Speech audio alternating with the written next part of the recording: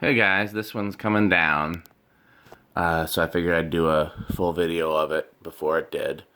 I really like it here, I just don't know if this is going to be a permanent solution, and I need to try something else for other reasons. So I'm going to take it down, but I'm not going to take it apart. I'm just going to take it off the ceiling with the blades and everything still attached, and then we'll see if it goes back up. But if not, then at least you guys get to see it on this video. So let's do a demonstration. Why did it seem like medium started faster than high there? That was interesting.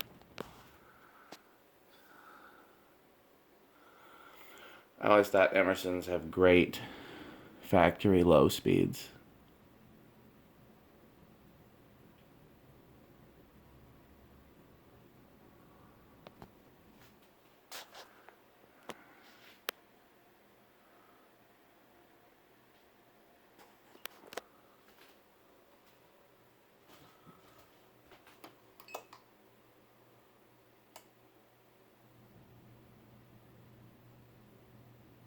Interesting. I don't think it was all the way.